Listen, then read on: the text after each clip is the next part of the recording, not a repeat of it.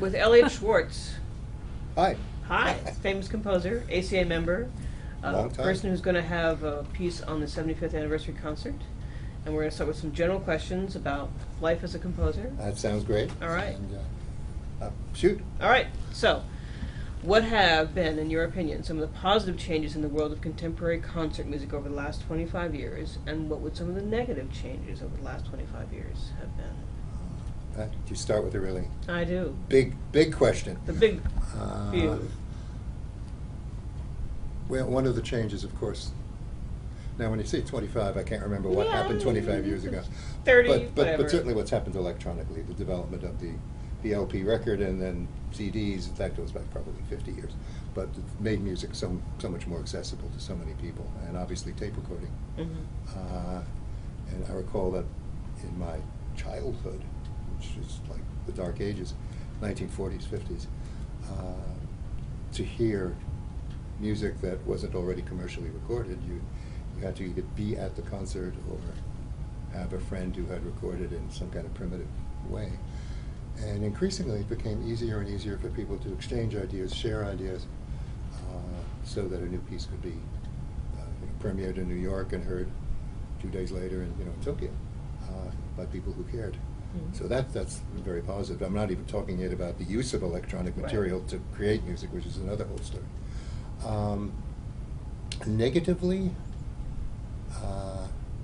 and this also has to do with the technological revolution, I guess, the fact that less and less new music, less and less classical music generally, is known to the public, simply because so many vehicles are drying up. Again, going back to this mythical childhood of mine, there are at least 3 or 4 newspapers that covered new music.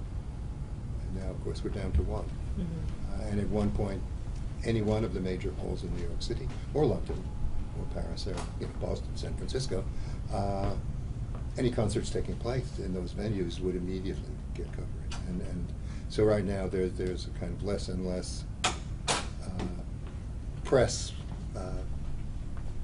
material that goes out about music, less and less study of music. I think this is again just my guess.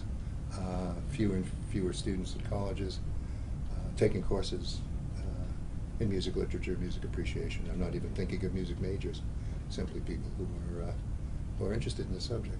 I think that had reached a peak somewhere in the 1950s and 60s when I was an undergraduate and then a graduate student and then a young instructor, when it was assumed that a part of everyone's liberal education, and of course there's a lot of elitism and snobism involved in this, but for people like us it was very useful, that a lot of one's education had to do with the great works, whether they were great works of art, music, literature, drama, philosophy.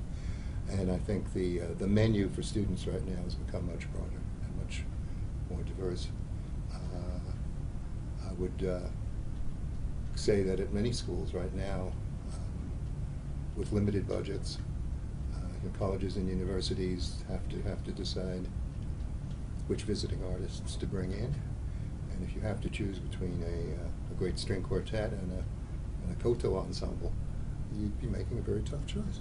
Now, that choice wouldn't have existed in the 1950s and 60s. No, I think that the overall look forward to the future is positive. Mm-hmm. There's so many young composers who are doing so many wonderful things, and a number of them are members of ACA, and that's all to the good. Mm-hmm. There are more and more venues for new music in small towns, local venues. There are lots of concerts.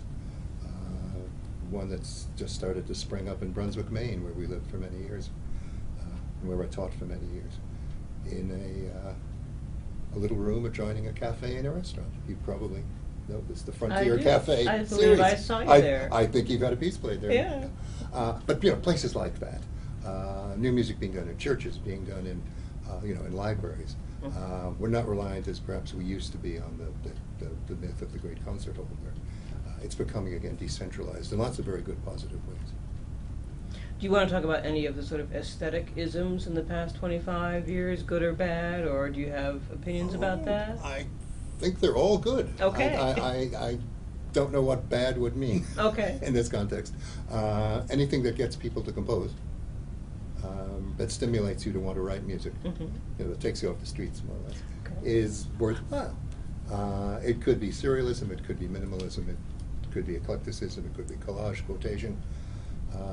And many of us, I speak for myself and for many others, we've all dabbled in some of these, and we've all taken portions of all of these aesthetics and combined them, each of us, into a personal aesthetic of our own.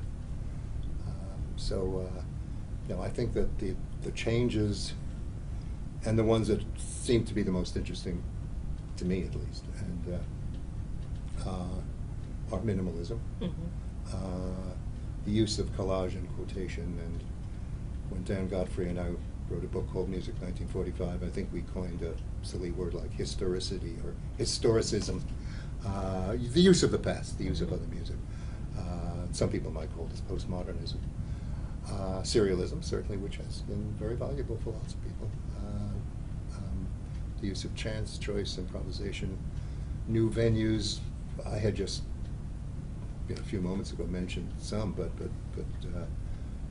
beyond that, there are concerts and works being composed specifically for performance in lofts, for performance in cafeterias, for performance on subway platforms. Wonderful piece which I've never been lucky enough to hear composed for the bottom of a swimming pool. I think you put on your scoop, you dive down and hear the music. Piece that I have been fortunate enough to hear, and I'm trying to remember the composer, and I bet you'll remember the name, and I can't.